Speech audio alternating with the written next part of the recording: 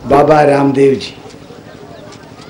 आप सब लोग उनको जानते हैं, उनके तस्वीर देखते हैं, उनको टीवी में देखते हैं, उनके आंदोलन के बारे में पढ़ते हैं। तो मैं जानता हूं कि 2 अक्टूबर से आप सब लोग आतुर थे बाबा कब आएंगे। तो आज फाइनली हमारे बीच में आ गए बाबा।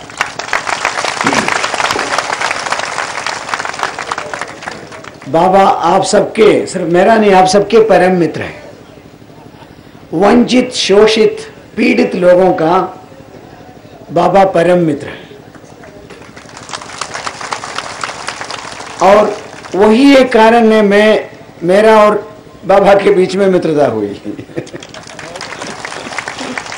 अगर बाबा सिर्फ बड़े बड़े लोगों के मित्र होते तो मुझे उनसे कुछ ज्यादा नजदीकीपन नहीं होता, लेकिन मैंने देखा कि उनके दिल में आम लोगों के लिए, पीड़ित लोगों के लिए, वंचित लोगों के लिए करुणा भरा हुआ है। मैं आज सुबह शिवराज सिंह जी के बैठक में आपसे कहा कि बहुत सारे लोग ये सब गेरुआ पहन के भगवान के तलाश में चले जाते हैं। भगवान प्राप्ति करना ही उनका उद्देश्य, उसके लिए हरिद्वार जाते हैं, ऋषिकेश जाते हैं, पहाड़ के ऊपर जाते हैं। लेकिन बाबा एक ऐसे व्यक्ति हैं, आम पीड़ित वंचित लोगों में भगवान को तलाश रहे हैं, उनके बीच में जाए। और मैं कई बार इस बात को कहता हूं कि संत धर्म को सही दिशा देने वाले एक व्यक्ति है ये। हम सोचते हैं संत हो तो तुमको क्या करना है प्रपंच से, आप तो संत हैं। संत को क्या करना है कि भ्रष्टाचार बढ़े न बढ़े, काला धन वापस आए कि नहीं आए, संत को इससे क्या लेना देना। संत को लेना देना है अपने काम से और मुक्ति से। मैं भगवान के पास पहुंच जाऊं, बाकी कहीं भी जाए। ये तो संत का काम है। मेरी मुक्ति हो जाए तो सब कुछ हो जाएगा, दुनिया कहां जाए मुझे क्या लेना देना। इसलिए प्रपंच में नहीं पड़ते, वो तो सिर्फ अपने मुक्ति के तलाश में रहते हैं। लेकिन ये एक बाबा जो कहता है कि मेरी मुक्ति से क्या लेना देना, जब तक इतने सारे लोगों की मुक्ति नहीं होगी मेरी मुक्ति से क्या होने वाला।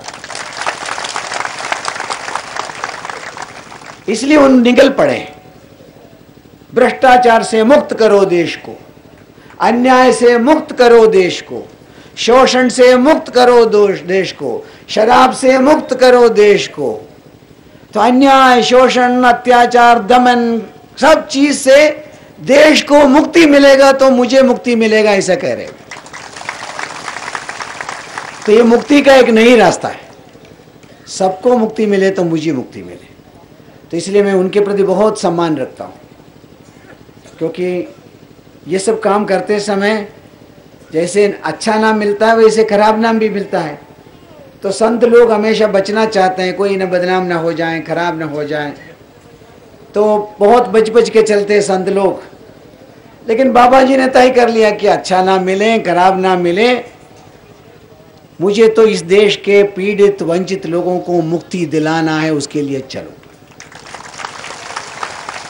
इसलिए हमारी बहुत मित्रता है, घनिष्ठ मित्रता है। और मुझे बहुत खुशी है कि बाबा जी हमारे साथ हैं आज इस मुक्ति की लड़ाई में। आप लोग क्या कह रहे हैं? हम लोग नाले के किनारे, नदी के किनारे, सड़क के किनारे, रेल पटरी के किनारे, फैक्ट्री के पीछे प्लास्टिक तान तान के जीने वाले लोग हैं। हमको भी पैर रखने के लिए, सिर छिपाने के लिए 10 डिसमिल जमीन दे दीजिए, ही तो कह रहे। कौन सी बड़ी बात कर ली हमने? ऐसी क्या बात कर ली हमने कि दुनिया के लोगों को इतना दिन चर्चा करना पड़े दिल्ली में? हमने तो ये नहीं कहा कि हमको सबको एक एक ताजमहल दे दो। हमने ये भी नहीं कहा कि हमको सबको एक एक बोलेरो दे दो। हमने ये भी कहीं नहीं कहा हमको एक एक बड़े बड़े स्क्रीन का टेलीविजन दे दो। हमने कहा कि हम अपने बाल बच्चों को लेके कहीं पैर रखना चाहते हैं, सिर छिपाना चाहते हैं, ऐसी एक जगह बता दो। इसमें बहुत लोग हैं बाबा जी जिनके झोपड़ियां 5-5 बार 10-10 बार टूटे। गंगा में बाढ़ आ गए, अपने बाल बच्चों को लेके भागे, सड़क के किनारे आकर बस गया। नेशनल हाईवे वाले आए, तोड़ दिया। वहाँ से गए, फिर रेल के पटरी के किनारे एक झोपड़ी बना लिया। वहाँ रेलवे वाले आ गए, तोड़ दिया। कहीं भी जाकर कुछ भी बनाओ, हम इनको ये बता रहे हैं कि इस देश में तुम्हारे लिए कोई जगह नहीं है, जाओ। ये बहुत अन्याय है। और इस बात को लेके कितने साल लड़ेंगे? पिछले 5 साल से हम लड़ रहे हैं। इनको सबको पैर रखने के लिए, सिर छिपाने के लिए जमीन दे दो। दूसरी बात हम कह रहे हैं कि इतने सारे जमीन भू माफियाओं के हाथ में है, बड़े बड़े प्लांटेशन कंपनियों के हाथ में है। फैक्ट्री वाले, कंपनी वाले अपने लिए भूमि का बैंक बना रहे हैं। अभी के लिए नहीं, अपने बच्चों के लिए, बच्चों के बच्चों के लिए, 10 जनरेशन के लिए जमीन इकट्ठा करके रख रहे हैं। जबकि ये सब लोग जानते हैं कैसे अन्न पैदा करना है। इनके पास एक ही स्किल है, एक ही कला है, वो है कि कुदाली चलाओ, अन्न पैदा करो। जिनके पास अन्न पैदा करने का, गेहूं पैदा करने का, चावल पैदा करने का स्किल है, उसको हम जमीन नहीं देंगे। जो कुछ भी नहीं जानता, उसके उन लोगों को देंगे जमीन। क्या मैं जानता हूं बहुत किसान लोगों का आंदोलन भी है। जब भारत आजाद हुए तो हमने कहा कि भूमिहीनों को भूमि देंगे, लेकिन अभी क्या कर रहे हैं? भूमि स्वामी को भूमिहीन बना रहे हैं। नया कार्यक्रम है, भूमिहीन को भूमि देने के बदले भूमि स्वामी को भूमिहीन बनाने का एक नया कुतंत्र सरकार ने चला रखा है। बड़े कंपनियों को जमीन दो, गरीबों को जमीन मत दो। इसलिए मैं जानता हूं कि इस संघर्ष में बाबा जी का समर्थन चाहिए हमें। गरीब लोगों की मुक्ति कोई एक संगठन अकेले नहीं कर सकते। इतने गरीब, इसके बीच में बैठा हुआ है आदिवासी लोग, यहाँ रैली निकालने आए, वहाँ फॉरेस्ट वाले उसके झोपड़ी तोड़ दिया, फसल चरा दिया। मौके के तलाश में है, इनको कैसे तंग करें। इनको ये दिखाना चाहते हैं कि तुम्हारे लिए इस देश में 1 इंच जमीन भी नहीं है, कहीं भी जाकर जियो। ये सब वन विभाग का है, रेलवे विभाग का है, सब विभाग का है, इनका कुछ भी नहीं। तो इसलिए बाबा जी और हम सब मिलके इस आंदोलन को व्यापक बनाएंगे। एक जन सत्याग्रह नहीं, कई जन सत्याग्रह की जरूरत पड़ेगी इस देश के वंचित समाज को न्याय दिलाने के लिए। 65 साल की आज़ादी के बाद जब वंचित समाज सड़क पर उतरते हैं तो ये अच्छी बात है कि मैंने देखा कि ग्वालियर में, मुरैना में, धौलपुर में, आगरा में मध्यम वर्ग के लोग, खाते पीते लोग भी सड़क पर उतर कर उनको साथ दे रहे हैं। तो मैं आगरा के सभी लोगों को बधाई देना चाहता हूँ। हमारे लोग, ये जो लोग हैं बहुत खुश है। इनके ऊपर पत्थर कई लोगों ने मारा है, डंडा कई लोगों ने चलाया, लेकिन इस बार पहली बार इन्होंने महसूस किया हमारे ऊपर किसी ने फूल भी फेंका है। तो ये जो अनुभूति है, ये एक नई अनुभूति है कि हमारे ऊपर सिर्फ पत्थर और डंडा ही नहीं, हमारे ऊपर लोग फूल भी फेंक सकते हैं। तो मैं आपके प्रति आभारी हूँ, आगरा के प्रति, आगरा के मित्रों के प्रति। मैं एक एक को चेहरे से पहचानता, यहाँ भी पहचानता हूँ, पीछे भी पहचानता हूँ। तो आप सबने हमारा उत्साह बढ़ाया है और मैं उम्मीद करता हूँ कि आप सबके सहयोग से बाबा जी, लोगों ने मेरे से पहले ही कहा था कि ये आगरा सुलह की नगरी है। यहाँ पाकिस्तान और इंडिया का भी समझौता यही हुआ है। तो इसलिए और ये लोगों ने कहा ये प्यार की भी नगरी है, इसलिए प्यार की नगरी में, सुलह की नगरी में अगर समस्या हल हो जाए तो मज़ा आ जाएगा। और ऐतिहासिक समझौता जहाँ हम हस्ताक्षर करेंगे इसी मंच पर, मैं और जयराम रमेश जी, उस मंच पर आज आप हैं और आपका मार्गदर्शन लेके आगे भविष्य में एक व्यापक जन आंदोलनों के माध्यम से, बहुत बड़े संघर्ष के माध्यम से इस देश के हर एक व्यक्ति के आंख से आंसू खत्म कर सकें, पहुंच सकें, तभी ये आंदोलन सफल होगा। तो मुझे बहुत खुशी है, बाबा जी हमारे साथ हैं। बाबा जी के दर्शन करने के लिए सब लोग आतुर हैं। मैंने कहा कि पॉपुलैरिटी का बड़ा प्रॉब्लम है। आपको लोग ज़्यादा पहचानेंगे तो समस्या है कि वो खाना भी नहीं खा सकते, पैदल चल भी नहीं सकते, तो लोग आकर उनको घेर लेते हैं। लेकिन बाबा जी और हमको नज़दीक रखने वाले व्यक्ति जयदीप भाई हैं, क्योंकि बाबा जी के पास फ़ोन नहीं रहता और मेरे पास भी अक्सर नहीं रहता, लेकिन जयदीप भाई इस कड़ी को बनाए रखते हैं।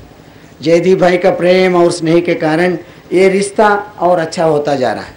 तो मैं बहुत नम्रता के साथ आप सबकी ओर से बाबा जी को आमंत्रित करता हूँ कि वे आएँ, हम सबको अपनी बातें कहें और आगे की जो व्यापक रणनीति, आंदोलन की रणनीति, उसके बारे में भी अपनी बात को रखें।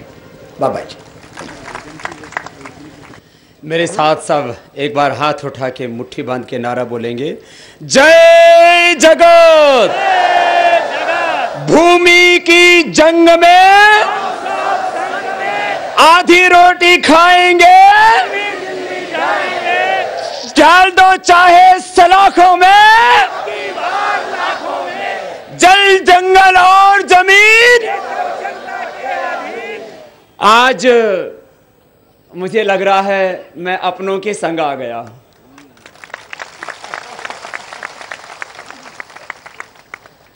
आप में और मुझ में बस 1.5 एकड़ जमीन का फासला है। मैं जिस बाप के घर में पैदा हुआ, मुझे विरासत में 1.5 एकड़ जमीन मिली थी, वो भी आपको नसीब नहीं हुई। मैं चाहता हूं मुझसे ज्यादा आपको मिले।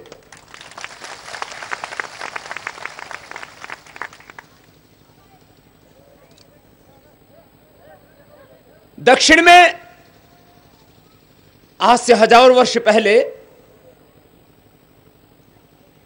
एक महापुरुष पैदा हुआ और कालड़ी से पैदा हुए उस महापुरुष ने उत्तर और दक्षिण को जोड़ दिया और जब देश के धर्म, संस्कृति, अध्यात्म और सनातन परंपरा पर चारों ओर से प्रहार हो रहा था, उस समय भारतीय ऋषि परंपरा की ध्वजा को उठाया, आगे बढ़ा और वो जगत गुरु शंकराचार्य कहलाया। वो भी दक्षिण से आया था, कालड़ी से। कालड़ी और कन्नूर दोनों की राशि एक है। अब दूसरा वर्तमान युग का शंकराचार्य है, जो देश के लोगों की जल, जंग और जमीन की समस्या का हल करने के लिए निकला है। उसका नाम राजगोपालाचार्य। उत्तर और दक्षिण का बहुत गहरा संबंध रहा है और भाई राजगोपाल जी में सबके लिए एक प्रेम है, एक करुणा है, एक बहुत बड़ी लड़ाई लेकर के आगे बढ़ रहे हैं।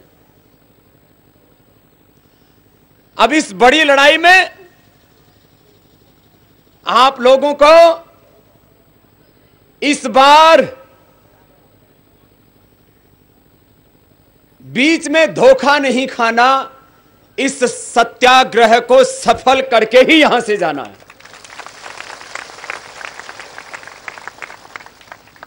धोखा मेरे साथ हुआ, देश के लोगों के साथ हुआ। बाबा को ना भ्रष्टाचार से समस्या है, ना काले धन से समस्या है।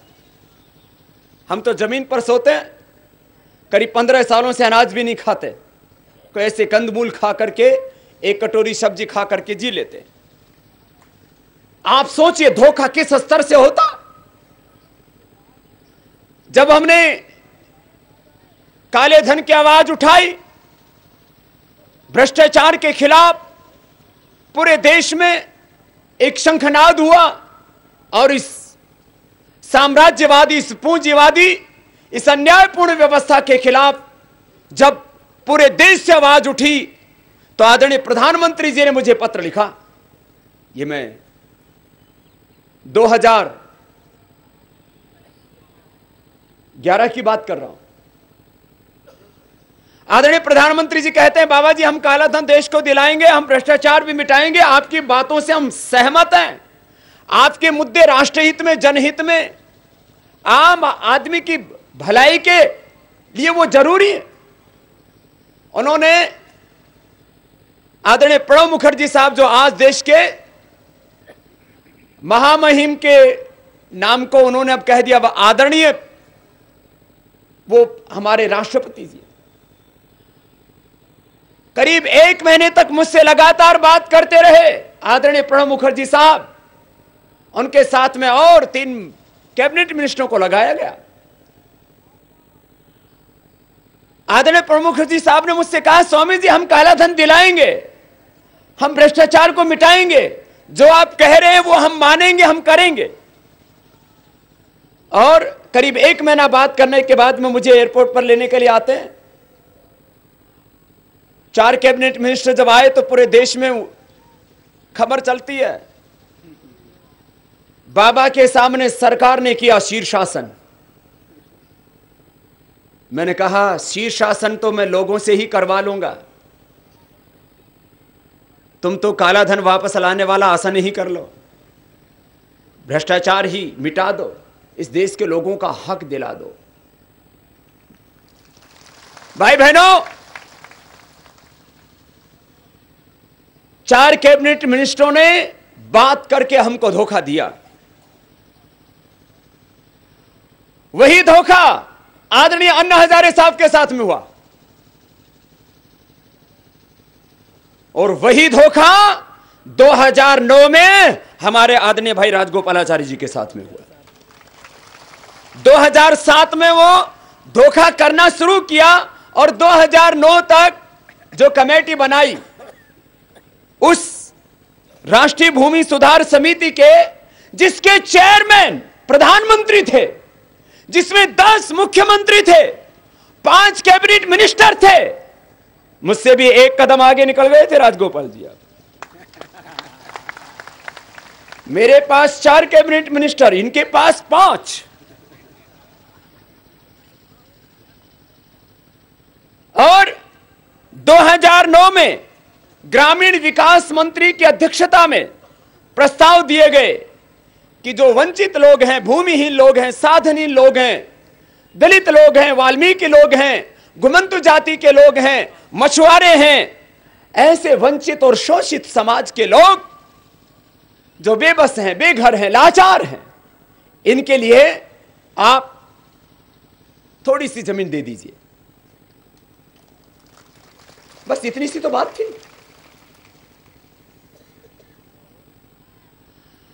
टाटा को, रिलायंस को, वेदांता को, बिरला ग्रुप को, जिंदल स्टील्स को, भूषण स्टील्स को, ऐसे बड़े बड़े कॉर्पोरेट हाउस को 10, 20, 50 हजार, 1-1 लाख एकड़ जमीन देने वालों को शर्म नहीं आती कि इस देश के साधारण लोग सर ढकने के लिए भी छत बनाने के लिए जमीन मांगते हैं तो इनको पसीने आते हैं। हजारों लाखों एकड़ जमीन एक कलम से लिख देते हैं, पूरा हिंदुस्तान नीलाम कर दिया, लेकिन जब गरीबों को जमीन देने की बारी आती है तब इनको सैकड़ों किलोमीटर की पद यात्रा करके आगरा तक आना पड़ता है, और अब दिल्ली तक जाना भी पड़ सकता है। ऐसा क्यों? और मैं इसलिए कह रहा हूं, आगरा मोहब्बत की नगरी है, लेकिन मोहब्बत में यदि धोखा मिल जाए तो फिर आत्महत्या के सिवा को रास्ता भी नहीं रहता है। इसलिए मोहब्बत में बेवफाई ना मिले, इसलिए इसकी बार आपको आर पार की जंग लड़नी है।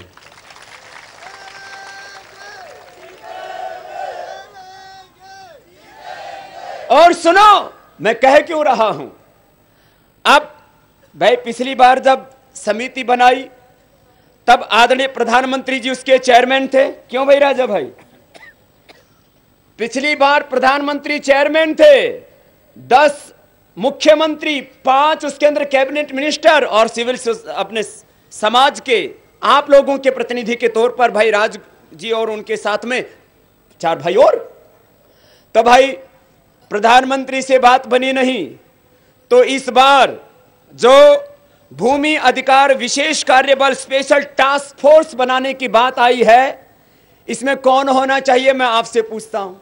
प्रधानमंत्री से तो बात बनी नहीं, मंत्रियों को कोई गांठते नहीं, मंत्री के तो 1 मिनट में उसको बाहर कर देते हैं, मंत्रालय से दूसरा मंत्रालय दे देते हैं। अब भरोसा किस पर करोगे भाई? जो है प्रधानमंत्री आपकी पिछली कमेटी में थे, उसके चेयरमैन, 10 मुख्यमंत्री, 5 कैबिनेट मिनिस्टर और आप सब लोगों के समाज के भी लोग, और फिर भी मिल गया धोखा। तो मैंने भाई राजगोपाल जी को बोला है इस बार, और आप सब से भी मैं ये चाहता हूं कि इस बार इसके ऊपर डटे रहो। जब तक आंच इन पर खुद पर नहीं आती है तब तक ये कुछ करके देने वाले नहीं हैं। इसलिए मैं आप सब की ओर से एक बात कहना चाहता हूं। हमने प्रधानमंत्री को अपनी समिति का चेयरमैन बना करके देख लिया, हमको कुछ नहीं मिला। जब तक इस सरकार का नेतृत्व करने वाले उस पार्टी के शीर्ष 2 लोगों में से एक लोग जब तक आपकी समिति का चेयरमैन नहीं बने ना, तब तक पीछे मत हटना। अरे हम तो उनको श्रेय देना चाहते हैं, उनको यश देना चाहते हैं, उनकी प्रतिष्ठा बढ़ाना चाहते हैं, उनकी इज्जत बढ़ाना चाहते हैं।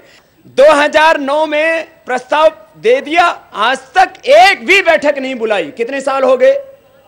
4 साल में एक भी बैठक नहीं बुलाई। तो क्या प्रधानमंत्री जी को उसका चेयरमैन दोबारा बनाना चाहिए? मैं सबसे पूछ रहा हूं, क्या प्रधानमंत्री को दोबारा चेयरमैन बनाना चाहिए? तो जब प्रधानमंत्री जिस काम को नहीं कर पाया तो कोई मंत्री कर देगा?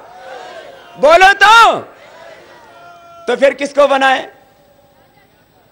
तो यदि आदरणीय सोनिया गांधी जी या राहुल गांधी जी यदि आपके टास्क फोर्स के वो चेयरमैन बन गए तो उनके ऊपर खुद पर आएगी और उनको करना पड़ेगा।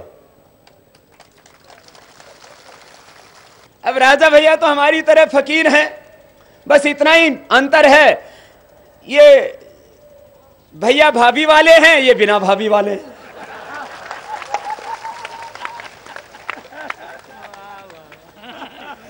बाकी कोई अंतर नहीं है।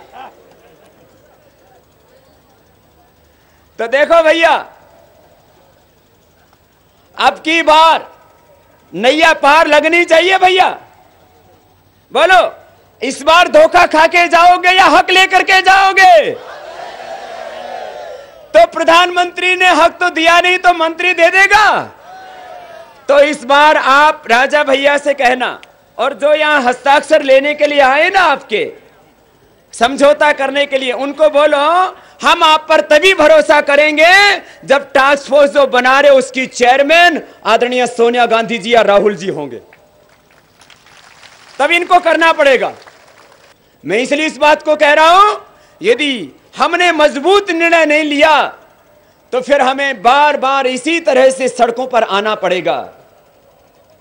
भाई बहनों, दलितों के नाम पर जिन लोगों ने लड़ाइयां लड़ी वो खुद तो दौलतमंद हो गए, लेकिन दलितों को उनके पूरे हक अभी तक नहीं मिले।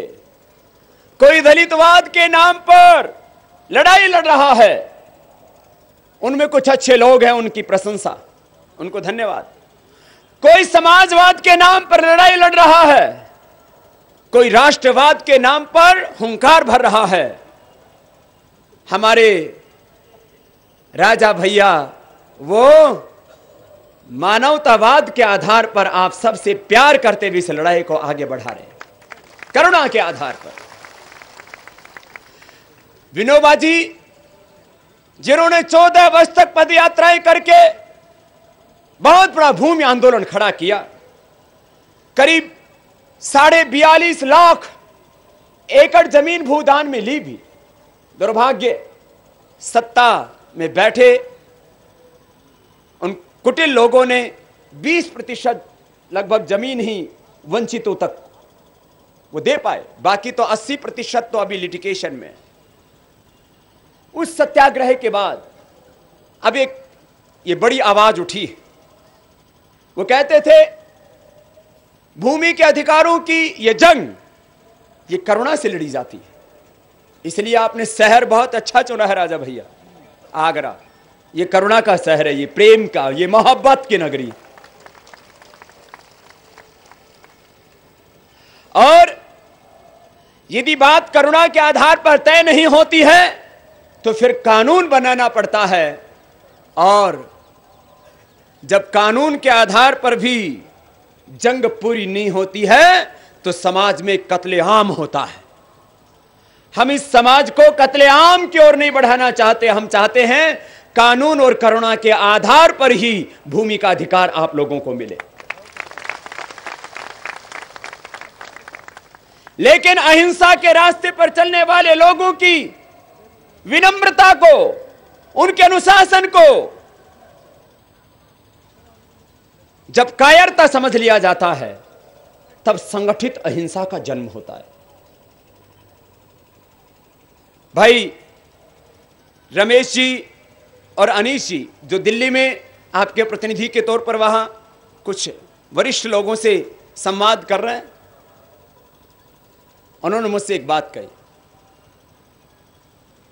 बोले बाबा जी, हम मिनिस्टर से कह रहे थे महात्मा गांधी का देश है, ये ऋषियों का देश है, पतंजलि का देश है, अहिंसा से हमारे धर्म की, हमारी संस्कृति की, हमारी सभ्यता की, हमारे समाज की शुरुआत होती है। हमारे देश में क्या 1% भी बजट का हिस्सा अहिंसात्मक मूल्यों के लिए, आदर्शों के लिए, अहिंसा के रास्ते पर जो लोग काम कर रहे हैं उनके लिए खर्च किया जाता है? 1% भी बजट का हिस्सा नहीं किया जाता है। तो मैंने उनसे बोला 1% हिस्से से ज्यादा खर्च हो रहा है। जो अहिंसा के रास्ते पर लोग चल रहे हैं उनको कुचलने के लिए 1% से भी ज्यादा बजट खर्च किया जा रहा है।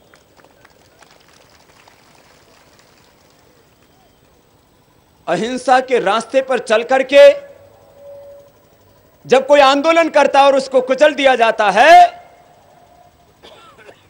तो फिर संगठित हिंसा का जन्म होता है, जिसको नक्सलवाद कहते हैं, माओवाद कहते हैं। अब देश एक बहुत बड़े चौराहे पर खड़ा है और हमारे ये भूमिहीन, ये साधनहीन, ये वंचित, ये दलित, ये घुमंतु, ये मछुआरे, जिनका सब कुछ उजड़ गया, नदियों में बह गया, जो सड़क पर आ गए लोग, वो कहते हैं एक तरफ उद्योगपति, दूसरी तरफ पैरामिलिट्री फोर्सेस और तीसरी तरफ नक्सली, इस त्रिकोण में फंस गए। ये बहुत ही खतरनाक मुकाम है। और जैसा भाई राजा जी ने कहा, आप लोग अपने अधिकारों किस लड़ाई के लिए यहां सड़कों पर है, पीछे से वन विभाग वाले आपकी खड़ी फसलों को चरा रहे हैं, आपकी झोपड़ियों को आग लगा रहे हैं, उजाड़ रहे हैं, लेकिन फिर भी आप मैदाने जंग में अपने हक के लिए डटे हुए हैं। मैं आपको साधुवाद देता हूं, पीछे नहीं हटे हैं आप लोग। और कभी भी कोई जंग बिना संघर्ष के, बिना बलिदान और शहादत के पूरी नहीं होती। आप लोग जिस अनुशासन के साथ, जिस शालीनता के साथ, जिन उच्च आदर्शों के साथ इस जंग को लड़ रहे हैं, हमें पूरी उम्मीद है कि इस बार आपका जन सत्याग्रह सफल होगा। और आपने केवल ये 2 अक्टूबर से ही नहीं, इससे पीछे कितने वर्षों से तपस्या की है। 2 वर्ष से तो आपको प्रशिक्षण दिया जा रहा था एक संगठित, अनुशासित सत्याग्रह के लिए, जिससे कि देश में, समाज में कहीं अराजकता ना फैले। अराजकता फैलाने में कितनी देर लगती है? 1 मिनट लगती है। कत्लेआम मचाने में, शांति स्थापित करने में युगों युगों का वक्त लग जाता है। मैं भाई राजा जी को इस बात के लिए धन्यवाद देता हूं कि आपको हिंसा के नहीं, अहिंसा के रास्ते से अपना अधिकार पाने की जंग लड़ना उन्होंने सिखाया है, और यह बहुत जरूरी है। इनसे मांग क्या रहे हैं? हम अपना हक मांग रहे हैं, कोई भीख नहीं मांग रहे। हम इनसे अपने लिए कोई गाड़ी और बंगले नहीं मांग रहे, हम तो इनसे कोई अलग राष्ट्र नहीं मांग रहे, अलग राज्य की मांग नहीं कर रहे, अलग नेशन, अलग स्टेट की तो बात छोड़ो, अलग डिस्ट्रिक्ट भी नहीं मांग रहे, हम इनसे कोई नौकरी भी नहीं मांग रहे। हम तो कहते हैं कि हमको भी रहने के लिए 2 गज जमीन दे दीजिए। ये तो सबका अधिकार है। और एक छोटी सी मांग और उसके ऊपर भी इतनी कसरत कि 10 डिसमिल भूमि आवास के लिए। क्या मांगा भाई हमने? क्या हमको इस धरती पर जीने का अधिकार नहीं है? देखो, जो गरीब लोग होते हैं अक्सर बात करते हैं, बाबा जी हमारी तो किस्मत ही खराब है, हमारे तो भाग्य में गरीबी लिखी है। तुम्हारी किस्मत खराब होती तो इंसान के रूप में जन्म नहीं होता, और इंसान के रूप में भी हिंदुस्तान में जन्म नहीं होता। हमारी किस्मत बहुत अच्छी है, इसलिए हम इंसान के रूप में पैदा हुए हैं। हमारी किस्मत बहुत अच्छी, इसलिए भगवान रामकृष्ण, गौतम कपका, जमनी, महर्षि पाणिनि, पतंजलि के देश में, वीर वीरांगनाओं के, ऋषिकाओं के देश में हमारा जन्म हुआ है। तो फिर हम दुखी क्यों हैं, हम गरीब क्यों हैं, हम दरिद्र क्यों हैं? इस व्यवस्था के कारण।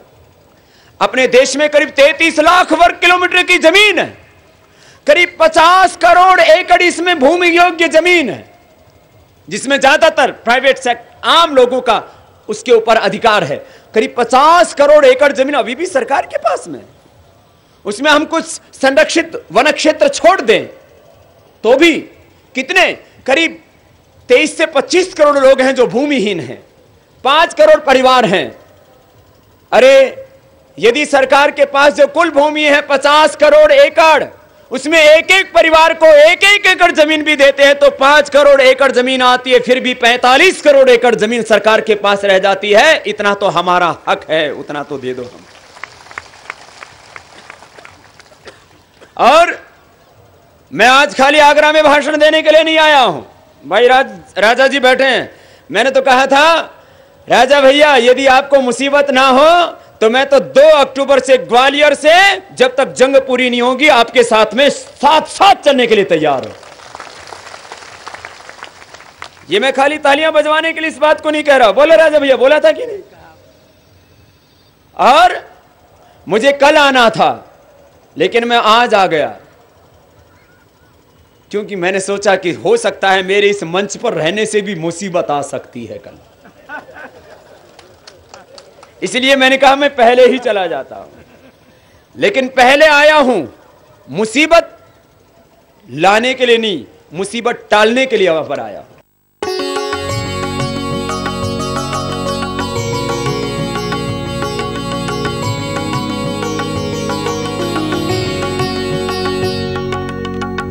आस्था जीवन का आधार। धर्म, अध्यात्म और संस्कृति का अनंत प्रकाश। आस्था अब आपके मोबाइल पर। आप जब चाहें तब योग ऋषि स्वामी रामदेव जी से सुनिए योग, प्राणायाम, आसन एवं आयुर्वेदिक उपचारों के द्वारा स्वस्थ जीवन का रहस्य। आयुर्वेद मनीषी आचार्य बालकृष्ण जी से सुनिए फलों व औषधीय पौधों से रोगोपचार। साथ ही आस्था पर प्रसारित विभिन्न संतों व भजन गायकों के भजनों को सुने। आज ही डायल करें 5051919। BSNL के उपभोक्ता डायल करें 125519। यज्ञ, योग और स्वाध्याय जीवन में अपनाएं। आओ चलें वेदों की ओर। अंतर्राष्ट्रीय आर्य महासम्मेलन 2012 नई दिल्ली। आप सब सादर आमंत्रित हैं। 10 नहीं सिर्फ 2 में होगा चमत्कार। जेड ब्लैक प्रीमियम अगरबत्ती, प्रार्थना होगी स्वीकार। मिलकर चिल्ली लाल गुलाली मिलकर चिल्ली, हर प्यार की नजर उतारी। लाल बादशाह मिर्ची दमदार, रिश्ता असरदार, स्वाद सुगंध का राजा। क्या आप किडनी की बीमारी से पीड़ित हैं? क्या आपने ये सुना है कि इसका इलाज डायलिसिस और ट्रांसप्लांट ही है? लेकिन ये सच नहीं है। Now take control of your kidney health and say goodbye to dialysis. और जानकारी के लिए कॉल करें 9653539595। करे हर दिन की मंगलमय शुरुआत मोक्ष स्वर्ण चंपा अगरबत्ती के साथ। पवित्र मनमोहक सुगंध मोक्ष स्वर्ण चंपा अगरबत्ती। चना मसाला, पिंडी आला, पाव भाजी और गरम मसाला, कसूरी मेथी, खुशबू वाला, फलों का हमदम चाट मसाला, वेजी किंग हजूर आला, सबका राजा प्योर मसाला। चल करना चाहते हैं। अरे पहले मंजन तो कर ले। तीखा मंजन? अरे मीठा है ना। तीखा स्वाद मजबूत दांतों की बुनियाद। चल अब गन्ना खाते हैं। वाह, मीठे मंजन ने हिला दी ना बुनियाद। अपनाओ डाबर लाल दंत मंजन। इसका तीखा एहसास सड़न और बदबू पैदा करने वाले बैक्टीरिया से लड़ता है और रखता है आपके दांतों को स्वस्थ और जड़ से मजबूत। डाबर लाल दंत मंजन, स्वस्थ मसूड़े, मजबूत दांत। 3 glorious decades. Excellent service, dedication and commitment. India में सुरक्षा का एक ही नाम, Trade Guard Force Limited, India's leading security company.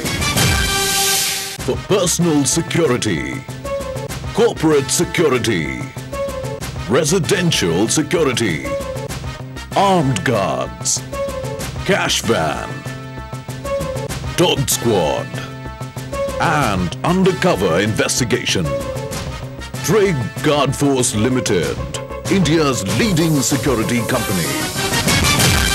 क्या आप किडनी की बीमारी से पीड़ित हैं? क्या आपने ये सुना है कि इसका इलाज डायलिसिस और ट्रांसप्लांट ही है? लेकिन ये सच नहीं है। Now take control of your kidney health and say goodbye to dialysis. और जानकारी के लिए कॉल करें 9653539595। हिमालय की जीवनदायिनी जड़ी बूटियों से निर्मित पतंजलि आयुर्वेद का विश्व का सर्वश्रेष्ठ टूथपेस्ट, दंतकांति, हर्बल साबुन, shampoo, washing powder, detergent cake, Patanjali नमक, आरोग्य आटा, सरसों का तेल, आरोग्य मसाले, आंवला व एलोवेरा जूस, एलोवेरा जेल व च्यवनप्राश आदि नित्य प्रयोग के विश्व स्तरीय सबसे सस्ते एवं सबसे अच्छे उत्पाद आपके लिए सभी पतंजलि चिकित्सालयों व आरोग्य केंद्रों के साथ ओपन मार्केट में भी उपलब्ध। स्वदेशी अपनाएं, देश को शक्तिशाली बनाएं।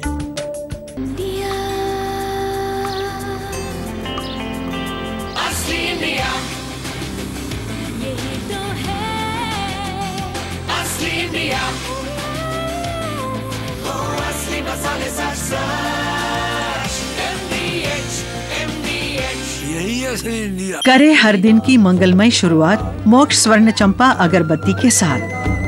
पवित्र मनमोहक सुगंध मोक्ष स्वर्ण चंपा अगरबत्ती। कश्मीरी मिर्च का रंग निराला, चारी आलू सबसे आला, सावर मसाला है दिल वाला, दम आलू ने पंगा डाला, शाही पनीर का है बोलबाला, सबका राजा प्योर मसाला। आयुर्वेद मनीषी आचार्य बालकृष्ण जी द्वारा लिखित आयुर्वेद सिद्धांत रहस्य और आयुर्वेद जड़ी बूटी रहस्य पुस्तकों से जानिए आयुर्वेद के सिद्धांत, दर्शन तथा दुर्लभ व सुलभ जीवनदायिनी औषधियों के सचित्र विवरण। आज ही आयुर्वेद सिद्धांत रहस्य और आयुर्वेद जड़ी बूटी रहस्य पुस्तकें खरीदकर स्वदेशी आयुर्वेदिक चिकित्सा अपनाएं और जटिल व्याधियों से छुटकारा पाएं। जब यहां पर समझौता हो तो ठोक बजा करके इस बार समझौता करना, ठोक बजा करके समझौता करना, और फिर भी समझौता ठीक ना हो तो ताल ठोक के दिल्ली की ओर बढ़ जाना। फिर मैं आपके साथ यहीं पर आ जाऊंगा, बीच में जो प्रोग्राम भी बने हैं छोड़ दूंगा, कोई दिक्कत नहीं है। लोगों को समझा देंगे, बता देंगे, और एक दो कहीं जरूरी हुआ तो जाकर के फिर आ जाऊंगा। और आप लोगों के साथ ये मेरी बात आप रिकॉर्ड कर लेना, टीवी वाले तो रिकॉर्ड कर ही रहे हैं, आप अपने दिलों में भी रिकॉर्ड कर लेना, अपने दिमागों में भी। जब तक इस देश के भूमिहीन लोगों को कम से कम 1-1 एकड़ जमीन नहीं मिल जाएगी, तब तक हम साथ में मिलकर के जंग लड़ेंगे और अपना हक लेकर के रहेंगे।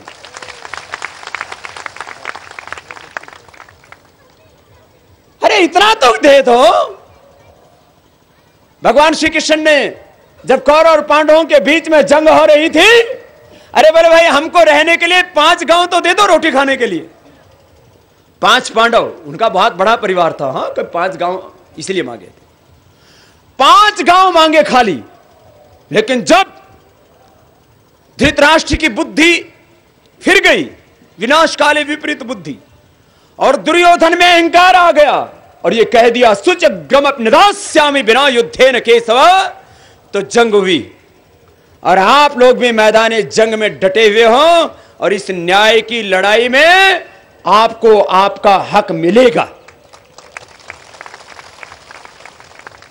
दरअसल जब ये हजारों लाखों लोगों को एक साथ खड़ा देखते हैं तब घबराते हैं और उनके आक्रोश को दबाने की कोशिश करते हैं।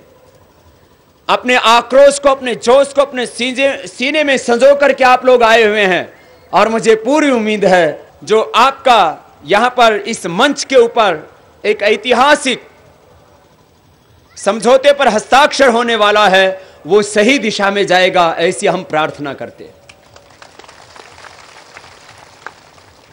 उसकी पेचीदगियों को भाई राजा जी बहुत अच्छे से जानते हैं। सरकार इस देश को परावलंबी बनाना चाहती है, इस देश को दया का पात्र बनाना चाहती है। हर समय हम सरकार की ओर देखते रहे, हाथ में कटोरा लेकर के इनसे भीख मांगते रहे। ये एकता परिषद आप लोगों को दया का पात्र नहीं बनना देना चाहती, ये आपको स्वावलंबी बनाने के लिए आपके भीतर एक स्वाभिमान जगाना चाहती। स्वावलंबी बनो, अपना हक पाओ, स्वाभिमान के साथ जियो। और भगवान ने तो हमको बराबर का हक दिया।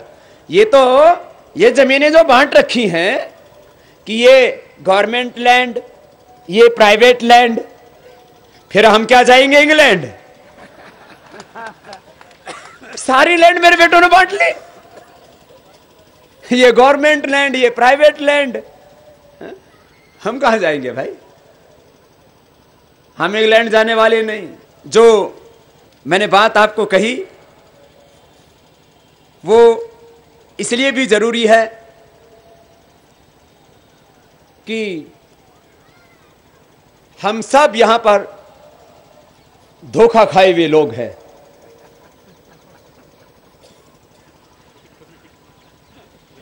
ये तुम्हारे सामने तुम्हारा बाबा भैया है और इधर भाभी वाला भैया है, और चाहे वो अन्ना है, कोई है, सब धोखा खाए हुए लोग हैं। तो भाई जब राष्ट्रीय एकता परिषद की चेयरपर्सन हो सकती हैं, यूपीए की चेयरपर्सन, तो आप लोगों की भूमि के अधिकार में अगुवाई क्यों नहीं कर सकती? उनको ममता रखनी चाहिए। आज मैंने एक बयान दे दिया और उस बयान पर बवाल हो गया। जो दलित हैं, वनवासी, आदिवासी हैं, वाल्मीकि हैं, वंचित समाज के लोग हैं, उनकी मां बहन बेटियों के साथ कोई भी दुराचार व्यभिचार कर लेता, जो भी ताकतवर दबंग आदमी है। और उसके बारे में जब देश की सबसे शक्तिशाली महिला के द्वारा यह बयान दे दिया जाता है कि इस तरह की घटनाएं तो देश के सभी प्रांतों में होती रहती हैं, तो उन बलात्कार और अपराध करने वालों का हौसला और बुलंद हो जाता है। और जब मैंने ये कह दिया कि राजा का कर्तव्य है कि प्रजा के साथ में ऐसे व्यवहार करे जैसे ये मेरे ही अपने परिवार के लोग हैं, और जब मैंने प्रश्न उठाया कि आपके परिवार के साथ यदि ऐसा होता जैसा उस दलित परिवार के साथ हुआ है, तो क्या आप उसके साथ ऐसा ही व्यवहार करते जैसा आप जींद में जाके करके आए हैं? अब कुछ नेता खड़े हो गए, बोले बाबा बड़ बोले हो गए, जो हमें अपने परिवार की तरह प्यार नहीं करते उनको हम पर शासन करने का अधिकार भी नहीं है। इस देश के दलित परिवारों के साथ जब कोई दबंग आदमी गलत काम करता है, उनके साथ दुराचार बलात्कार करता है, व्यभिचार करता है, उसके ऊपर भी वैसे ही कार्रवाई होनी चाहिए। ऐसा क्या है? आज क्या दौलतमंदों के लिए दुनिया रह गई है? तो हम सबके पास चाहे दौलत ना हो, चाहे वैभव ना हो, हमारे पास सत्ता ना हो, सिंहासन ना हो, लेकिन हमारे पास में सत्य का बल है, संगठन का बल है। हम संगठित होकर के लड़ेंगे और इस जंग को जीतेंगे। इसके लिए आप सब भाई बहन इतनी तपस्या कर रहे हैं। मैंने बुजुर्गों को देखा है,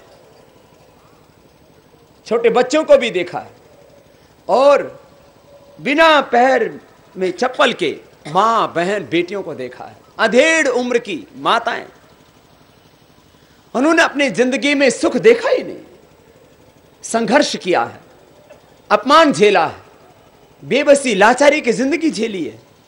अब उनको एक आश बंधी है, एक विश्वास बंधा है, और यह आपका विश्वास हम टूटने नहीं देंगे। यह हम आपको आज यहां से भरोसा दिलाते हैं। हमको क्या चाहिए? धन, दौलत, शोहरत, सत्ता, ये तो सब हम पा करके छोड़ चुके हैं। यदि मैं बिना पाए इस बात को कहता तो लोग कहते बाबा दंभी हो गए हैं, या अंगूर खट्टे हैं मिला नहीं इसलिए त्याग की बात कर रहे हैं। सब कुछ पा करके, ठोकर मार करके अपने भगवान को हमने मंदिरों में, शिवालयों में, रुमालों में नहीं, हमने अपने भगवान को आप सबके भीतर देखा है, और उस भगवान की पूजा और आराधना करते हुए आप सबको जीवन में खुश देखना चाहते हैं। ये बहुत बड़ा काम है। और देखो, ये जो हम मांग कर रहे हैं ना, ये भगवान का दिया हुआ अधिकार है। ये जो भूमि अधिकार है, ये सामाजिक न्याय की जो जंग है, देखो, एक होती है कानून से न्याय देने की बात, एक होता है प्राकृतिक न्याय, ईश्वरीय न्याय। ईश्वर ने इस देश को करीब 100 करोड़ एकड़ जमीन दिया है। कितना? तो फिर तो क्या वो हमारे लिए उसमें हिस्सा नहीं है? समाज में पहले क्या व्यवस्थाएं रही? ताकतवर लोगों ने कुछ ज्यादा जमीन हथिया ली, कब्जा ली। उसके जंग में भी हम नहीं पड़ना चाहते, उस संघर्ष में भी हम अपने आप को नहीं धकेलना चाहते। लेकिन इतना जरूर कहते हैं, जो उपलब्ध है, मैंने कहा करीब 50 करोड़ एकड़ जमीन है, उसमें से 5 एकड़ का मतलब हम तो खाली 10वां हिस्सा मांग रहे हैं, और वो इनको देना ही पड़ेगा। अरे दशांश तो ऐसे ही दान भी कर दिया जाता, हमारे शास्त्रों में परंपरा है।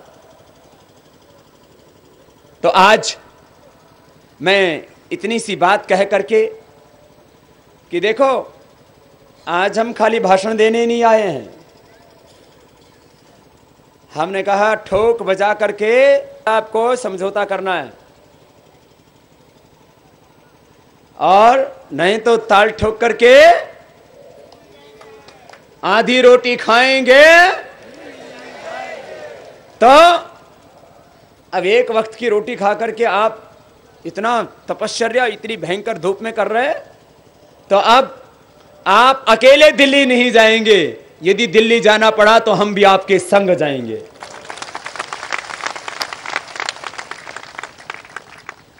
भाई बहनों, ये तो बात जल, जंगल, जमीन की हुई। दरअसल इस देश में इतनी तबाही हुई है, इतनी बर्बादी हुई है, यदि आज तक ये लूट ना होती तो हिंदुस्तान की अर्थव्यवस्था 10 गुना ज्यादा बड़ी होती। अब मैं उनकी भाषा में बात कर रहा हूं जो जीडीपी की भाषा में बात करते हैं दिल्ली में बैठ करके, जमीन की भाषा में बात नहीं करते। किसकी भाषा में बात करते हैं? अच्छा, इस जीडीपी देश की बहुत बड़ी, तुम्हें क्या मिला इस जीडीपी में भैया? कछु नहीं मिला। ये कहते हैं जीडीपी बढ़ गई, अरे जीडीपी तो बढ़ी, इसमें गरीब को क्या मिला, इसमें दलित को क्या मिला, इस घुमंतों को क्या मिला, इन मछुआरों को क्या मिला, आदिवासियों को क्या मिला, इस देश के वंचितों को, शोषितों को क्या मिला। जीडीपी बढ़ी तो बेईमान लोगों के खजाने 7 समुद्र पार भी बढ़ गए। हमें क्या मिला? हमारा तो सब कुछ लूट लिया, जल जंगल जमीन भू संपदा पूरा देश नीलाम कर दिया इन लोगों ने। भाई बहनों, ये 400 लाख करोड़ रुपए काला धन ना लूटते, जल जंगल जमीन और भू संपदाओं को ना बेचते, देश को नीलाम ना करते, तो आज देश की अर्थव्यवस्था जितने उससे 10 गुना ज्यादा होती, बड़ी 10 गुना ज्यादा हमारा एक्सपोर्ट होता, डबल हमारी सेविंग होती, दुगनी कम से कम हमारी ग्रोथ रेट होती, और हम डेफिसिट के बजाय सरप्लस में होते, और विश्व बाजार में हमारी सहभागिता, हमारी भागीदारी 1.5 ना होकर के 15 से 20% होती, और world economic super power America नहीं, भारत विश्व की महाशक्ति होता। ये मैंने अर्थशास्त्र की 5-7 बातें आपको 1 मिनट में कही है, लेकिन इसके पीछे का बहुत कड़वा सच है। भाई बहनों, इस देश के साथ बहुत बड़ा आर्थिक अन्याय हुआ है, सामाजिक अन्याय हुआ है, और इतने घिनौने पाप हुए हैं कि इसका आप अंदाजा नहीं लगा सकते। आपने घोटालों के नाम सुने ना? क्या क्या घोटालों के नाम है पता है? पहले आपने हनुमान चालीसा में हनुमान जी के 40 श्लोक पढ़े, ठीक है? विष्णु सहस्त्र नाम में भगवान विष्णु के 100 नाम पढ़े। इस सरकार ने तो घोटाला सहस्त्र नाम का नया कीर्तिमान बना दिया है साहब। घोटाला सहस्त्र नाम, CWG, फिर 2G, फिर कोलजी, कोलगेट, और उसके बाद में अब तो जीजाजी घोटाला हो गया। ओहो, इतने घोटाले, और हम अपने लिए 10 डिसमिल जमीन मांगते हैं, 1 एकड़ जमीन भी मांगते हैं। अरे हम तो अपना हक मांग रहे हैं, तुम्हारी जमीन भी नहीं मांग रहे हैं। हम तो अपना हक मांग रहे हैं, वो भी देने में दिक्कत आती है। देश, मैंने कहा, एक बहुत विकट परिस्थिति से गुजर रहा। दुनिया में करीब 200 देश है, और उन 200 देशों में आज भारत को कहा जाता है कि विश्व की 4 बड़ी अर्थव्यवस्थाओं में भारत 4थे नंबर पर है। हमसे पहले जापान, चीन और अमेरिका को गिना जाता है। ये काला धन इतना है, यही ले आए तो कम से कम एक परिवार को कई लाख तो हम उसके फिक्स डिपॉजिट करा सकते हैं, इतना पैसा है। आप लोगों को पता नहीं इस देश में कितना है। आप लोगों को तो आपका खेत तक ही जाने में आपको मुसीबत आती है ही नहीं। खेत किसी के है भी तो उसको भी कहते भागो यहां से, ये तुम्हारा नहीं है। अरे तो किसका है? ये देश हमारा है। इस देश में भगवान ने हमको पैदा किया है, तुम हमको हमारे भूमि से नहीं भगा सकते। कितने लोगों को रोज भगाया जाता है उनकी जमीन से। कितने वनवासी, आदिवासी, जंगलों में रहने वाले, नदियों के किनारे रहने वाले खदेड़ दिया जाता है, भागो यहां से, भागो यहां से। मैंने पूछा तो करीब 92,000 हिंदुस्तान के गांव नक्शे से ही गायब हो गए। 92,000 कितने? अरे जोर से तो बोलो। 6,38,365 गांव हम सुनते थे हिंदुस्तान में हैं। कितने? 6,38,365 गांव। उनमें 92,000 गांव हिंदुस्तान के नक्शे से गायब हो गए। कहां गए गांव? खा गए। कौन? ये मेगा कैपिटलिस्ट, ये कुछ बेईमान उद्योगपति, कुछ बेईमान नेता और इनके साथ साठ गांठ करने वाले कुछ भूमाफिया देश ही खा गए। 92,000 गांव। हमने अभी सुना था ये चारा खा गए, ये अनाज खा गए गरीब का हिस्से का, ये गरीबों के बच्चों को जो स्कूल में दिया जाता ना मिड डे मील, उसको खा गए, सड़क खा गए, आकाश खा गए, पाताल खा गए, समुद्र भी पी गए, अब तो गांव खा गए। ओहो हो। ए तो राक्षस से आगे की कोई श्रेणी होती है ना, महाराक्षस से आगे की श्रेणी। मैंने कहा ये कैसे खाएगा? तो बोलते बाबा जी किसी को तो खदेड़ के निकाल दिया। बोल भागो यहां से, इसके नीचे कोयला है, इसके नीचे बॉक्साइड है, इसके नीचे आयरन ओर है, इसके नीचे हीरा है, इसके नीचे एल्युमिनियम है, इसके नीचे कॉपर है, इसके नीचे तेल है, इसके नीचे गैस है। जल, जंगल, जमीन और भू संपदाओं पर हमें 121 करोड़ भारतवासियों का हक है। हमें तुम ऐसे नहीं खदेड़ सकते। जहां कोयला मिला, जहां तेल मिला, जहां गैस मिला, हमें डंडे मारते हैं, भागो यहां से, भाग। तो इस बार तुमने अपने हाथों में झंडे ले रखे हैं, भागना मत। मैंने कहा जब हमारी शांति प्रियता को, हमारी सहिष्णुता को, हमारी सहनशीलता को जब कमजोरी मान लिया जाता है, तब फिर जंग होती है। हम उस तरफ देश को नहीं धकेलना चाहते। तो मैं कह रहा था आप सब एक बड़ी जंग के लिए और देश के ज्ञात इतिहास में इस तरह से साधारण लोगों ने मिलकर के ये असाधारण लड़ाई खड़ी की है, इसके लिए मैं आपको फिर से साधुवाद देता हूं, फिर से धन्यवाद देता हूं। साधारण लोगों ने मिलकर के असाधारण ये जन सत्याग्रह खड़ा किया है और अब ये अपने पूर्णता की ओर है। हम तो अपेक्षा करते हैं कि इसमें सफलता मिले और मिलेगी। और इसमें जिसने सहयोग किया है, इतनी बड़ी व्यवस्था कोई साधारण काम नहीं है। और इसमें जहां सब लोगों ने सहयोग किया है और यहाँ आगरा वालों ने विशेष व्यवस्था की है, एक बार उनके लिए फिर से सबकी ओर से बहुत बहुत अभिनंदन हो जाए। और भाई राजा जी, हम भी आप जहां जरूरत पड़े, और बिना जरूरत तो हम हैं, हम तो हाँ बाबा जी है किसके लिए? जिसका अपना परिवार नहीं होता वही सबके परिवार के बारे में सोच सकता है। उसका सारा विश्व अपना परिवार होता है। तन मन धन से पूरा पतंजलि योगपीठ, पूरा भारत स्वाभिमान आंदोलन और इस देश के वो करोड़ों लोग जो मेरे प्रति भरोसा करते हैं, मुझसे प्यार करते हैं, इस पूरे आंदोलन के समर्थक हैं, वो सब भी आपके इस जंग में आपके साथ में होंगे,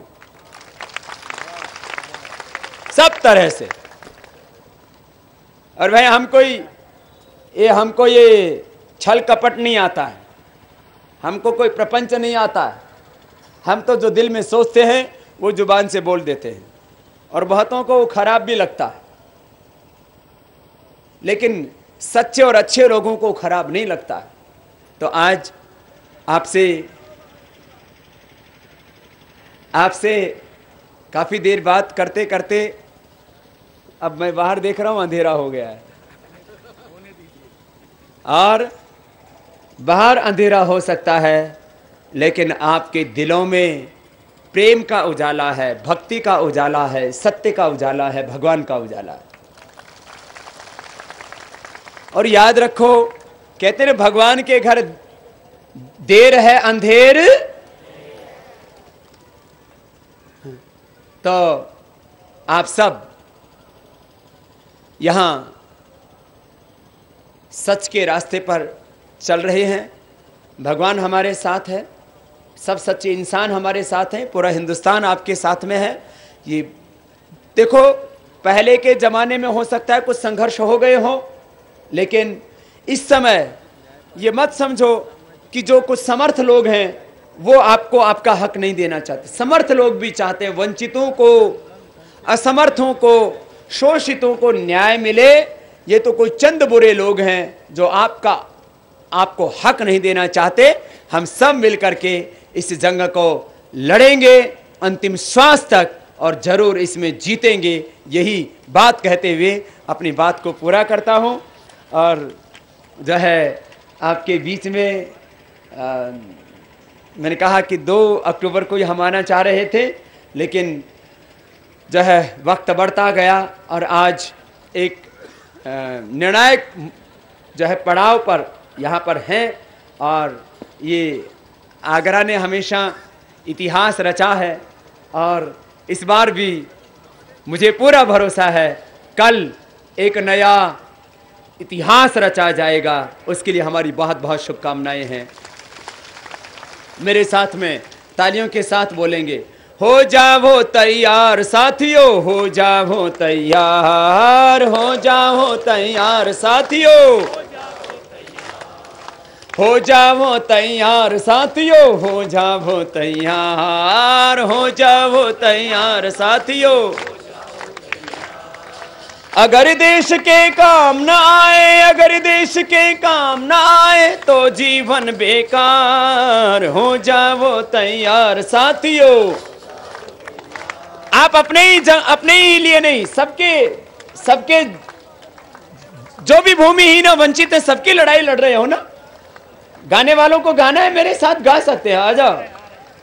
ये सब जोरदार हैं हमारे, सब जाति वर्ग मजहब के भाई यहाँ पर, आ जाओ तुम भी मेरे साथ गाओ। चलो तालियों के साथ, हो जाओ तैयार साथियों, हो जाओ तैयार, हो जाओ तैयार साथियों, हो जाओ तैयार, हो जाओ तैयार साथियों, हो जाओ तैयार, हो जाओ तैयार साथियों, हो जाओ तैयार। अगर देश के काम ना आए, अगर देश के काम ना आए तो जीवन बेकार, हो जाओ तैयार साथियों, हो जाओ तैयार, हो जाओ तैयार साथियों, हो जाओ तैयार। ओ अर्पित कर दो तन मन धन, मांग रहा बलिदान वतन, अर्पित कर दो तन मन धन, मांग रहा बलिदान वतन, अर्पित कर दो तन मन धन, मांग रहा बलिदान वतन, अर्पित कर दो तन मन धन, मांग रहा बलिदान वतन। उठे हुए माथे के सम्मुख ठहर न पाती हार, हो जाओ तैयार साथियों, हो जाओ तैयार, हो जाओ तैयार साथियों, हो जाओ तैयार।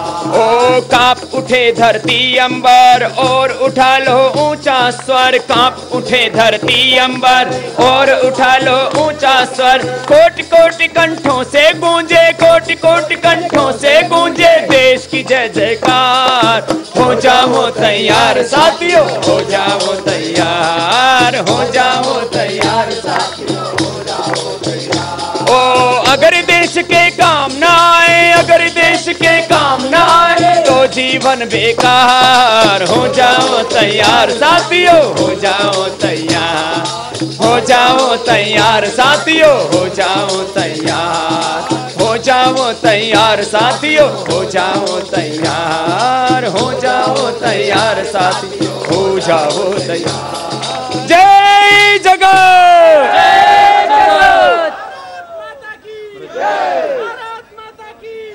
इस पूरे अभियान में ये जो हमारे मंडली वाले हैं ना, ये भी जोरदार सबके भीतर जोश जगाते हैं। एक बार इनके लिए भी तालियां हो जाएं जोरदार। लड़की को बुलाओ। और इस पूरे अभियान में राजा भाई जी के साथ में जिस तरह से पूरे तन मन धन से पूरे जीवन की आहुति अर्पित करके इस काम में भाई रण सिंह परमार जी जिस तरह से पूरा जीवन इस यज्ञ में अर्पित कर दिया, भाई रण सिंह परमार जी के लिए जोरदार अभिनंदन एक बार सबकी ओर से। इस पूरे आंदोलन में इनकी बहुत बड़ी भूमिका है, भगवान ने इनको बहुत बड़ा दायित्व दिया है जिसको प्रामाणिकता से निभा रहे हैं। भाई श्री अनीश जी और भाई रमेश जी जो यहाँ पर नहीं है लेकिन आपके हक की लड़ाई के लिए दिल्ली में डटे हुए, एक बार उनके लिए भी जोरदार तालियां दिल्ली तक पहुंच जाए, आपका अभिनंदन। और भाई रमेश जी जो बहुत ही पवित्र आत्मा है, एक बार इनका भी जोरदार अभिनंदन हो जाए। सब मिलकर के इतनी पवित्रता से इस काम को आगे बढ़ा रहे हैं। और जो है इस पूरे अभियान में जैसा कि प्रारंभ में ही भाई रण सिंह पवार जी ने बोला, सब आगरा के वो भाई जिन्होंने इस अभियान को तन मन धन से समर्थन दिया है और एक निर्णायक मोड़ तक पहुंचाया, एक बार आगरा के सभी हमारे सहयोगियों के लिए जोरदार अभिनंदन हो जाए फिर से।